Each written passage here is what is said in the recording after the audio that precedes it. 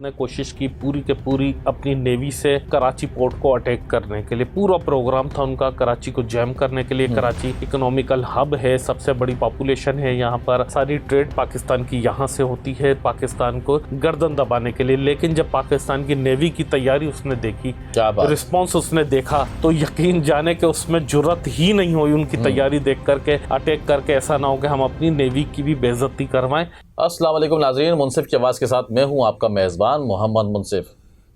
नाज़रीन, आज 7 मई है और ये पूरा साल हो गया है कि पाकिस्तान ने अपने हरीफ दुश्मन मुल्क भारत को नाको चने चबाए।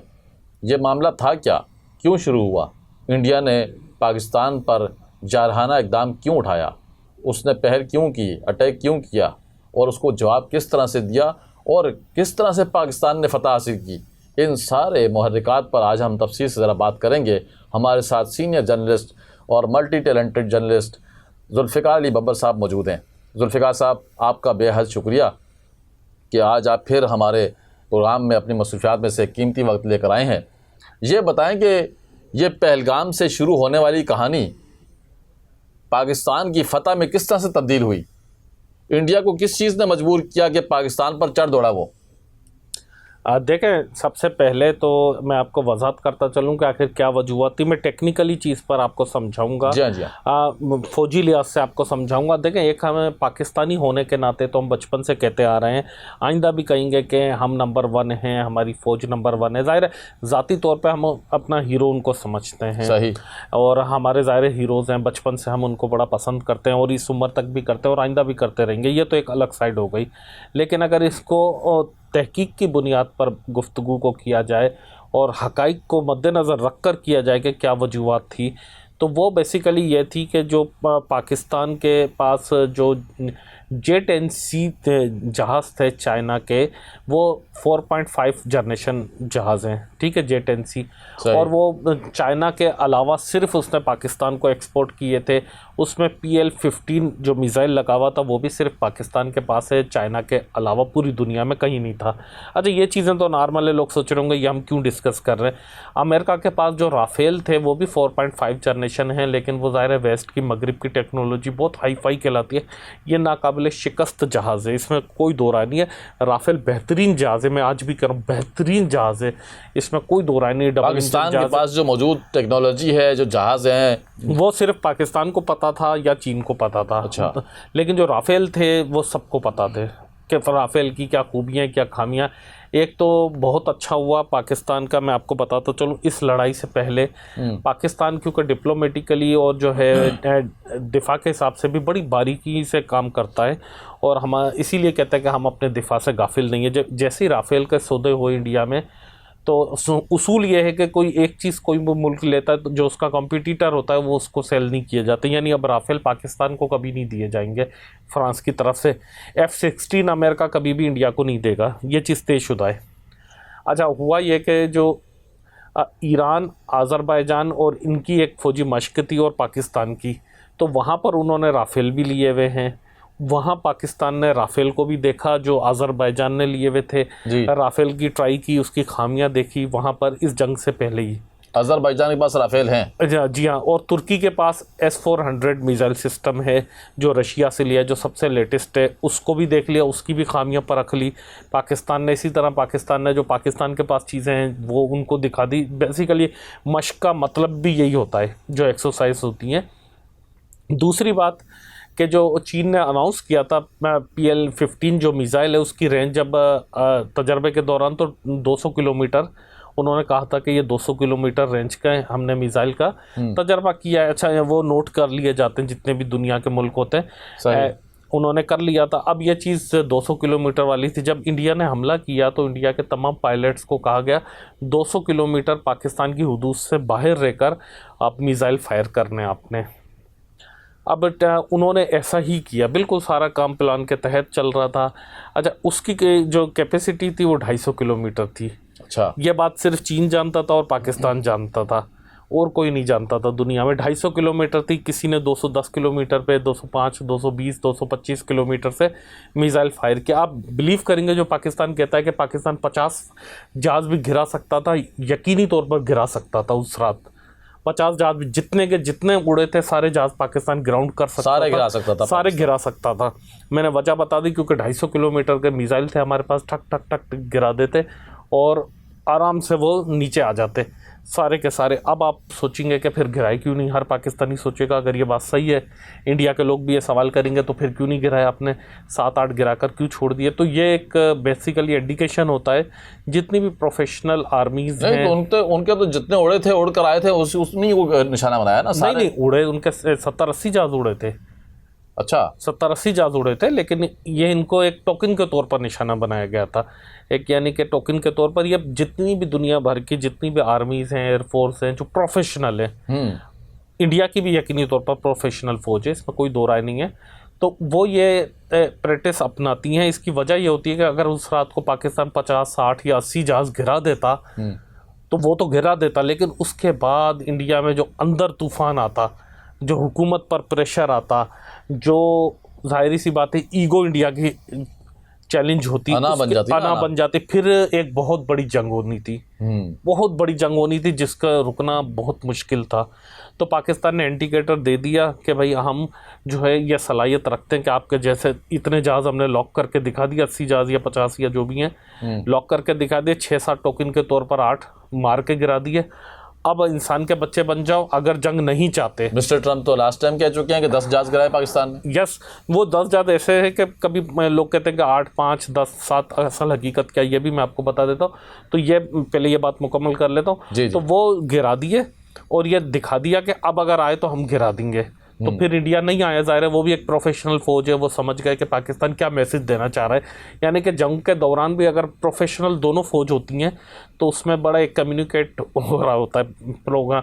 अच्छा, ट्रम्प कभी 10 कहते हैं, कभी 8 कहते हैं, कभी 7 कहा जाता है, कभी 6 कहा जाता है, ये क्या सीन है? हर पाकिस्तानी इंडियन के जहन में ये सवाल भी है। तो देखें, 6 जहाज थे जिनको कम्प्लीटली तबाह कर दिया गया, तबाह हो गए, कंप्लीट तबाह कर दिया गया। अच्छा, कुछ ऐसे जहाज थे जिनको नाकारा बना दिया गया, वो दोबारा उड़ नहीं सकते, वो दोबारा उड़ नहीं सकते, तो है, बाकियात तो हैं, लेकिन उनको नाकारा बना दिया गया, उड़ने के काबिल नहीं रहे। तो टोटल तकरीबन कोई 10 के करीब जहाज नाकारा हो गए भारत के, जिसमें से 6 जहाज बिल्कुल गिर गए, कुछ ग्राउंड कर दिए गए, कुछ को चैलेंज देकर छोड़ दिया गया। ऐसे मुख्तलिफ कैटेगरीज होती हैं, यानी कि जब लड़ाई होती है कहते हैं ना कि इतने जख्मी, इतने शदीद जख्मी, इतने मारे गए। वो जो नकारा हुआ है वो बताने के लिए कि जब भी आपका कोई ऐसा इरादा बने, मोदी का या मोदी सरकार की, जिस आने वाली कोई और सरकार हो, कि उसका जब भी कोई इरादा जारहाना मिजाज बन जाए तो वो जो बाकियात रखी हुई हैं उनको देख लें और फिर एक मरतबा फिर रिमाइंड कर दें, याद करें, दोहराएं उस वक्त को कि जब पाकिस्तान ने ते बरते जो है थप्पड़ मारे थे और अकल ठिकाने आ गई थी। अच्छा, उसके दौरान जो 4 दिन बीच में चले उसको कोई डिस्कस नहीं करता, क्योंकि ये खुद ही जहाज़ गिरना इतनी बड़ी खबर थी, इतनी बड़ी बात थी दुनिया के लिए कि ये आज तक हज़म नहीं हो रही थी कि राफेल कैसे गिरा दिए और पाकिस्तान ने कैसे गिरा दिए। उसके बाद पाकिस्तान ने अपने सारे ड्रोन आजमाए, ड्रोन से भी ज़बरदस्त तबाही हुई है भारत में। आपको पता है पाकिस्तान ने जो वारफेयर होती है, जो कम्युनिकेशन की, उसमें पाकिस्तान को मुस्तकिल बरतरी हासिल रही, उनके सारे सिस्टम जम कर दिए।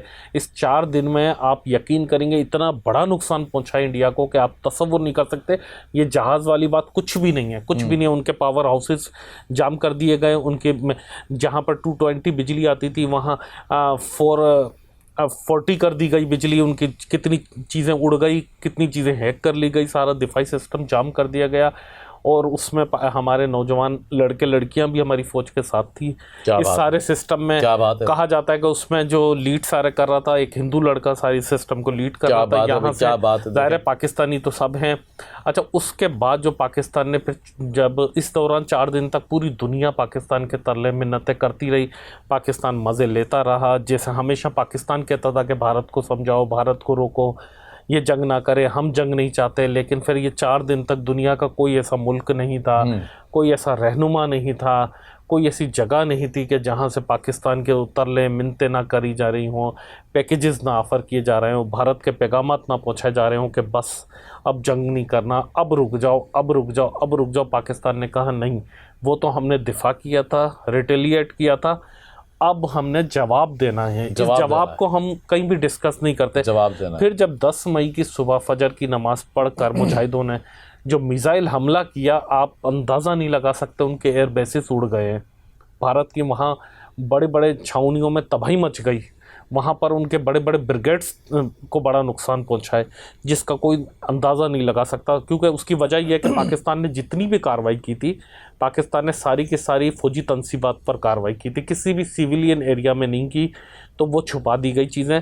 पाकिस्तान की सारी कार्रवाई रही जो उनके एयर बेसिस थे, जो उनकी छावनियाँ थी, जो उनके कैंट के एरियाज़ थे, वहाँ पर निशाना बनाया गया। और इस 4 दिन के दौरान पाकिस्तान, यह तो आर्मी की जो तैयारियां थी, आपको पता है बहुत सारी चौकियों पर कब्ज़ा कर लिया था। इस वक्त तक भी पाकिस्तान के कंट्रोल में आज़ाद कश्मीर की बहुत सी चौकियों पाकिस्तान ने, क्योंकि वो छोड़ के भाग गए थे जब पाकिस्तान का जवाब देखा था, तो वो चौकी आज भी पाकिस्तान के कंट्रोल में। ये जो इंडिया कहता है ना कि ऑपरेशन सिंदूर मुकम्मल नहीं हुआ, वो मुकम्मल इसलिए करना चाहते हैं कि वो अपनी पुरानी पोजीशन पे जाना चाहते हैं।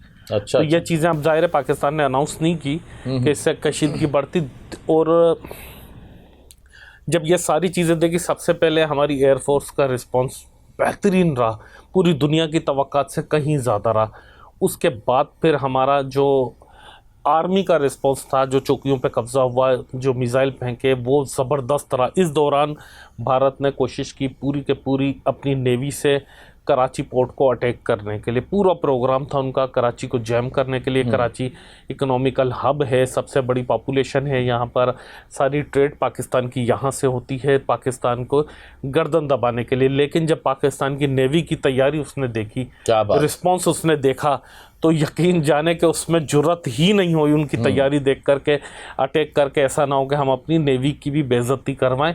तो हमारी नेवी की लोग कहते हैं कि इसने जंग नहीं लड़ी, लेकिन इसकी जो तैयारी थी, जो इसकी हैबत थी ना, उस वक्त वो देखने के काबिल थी।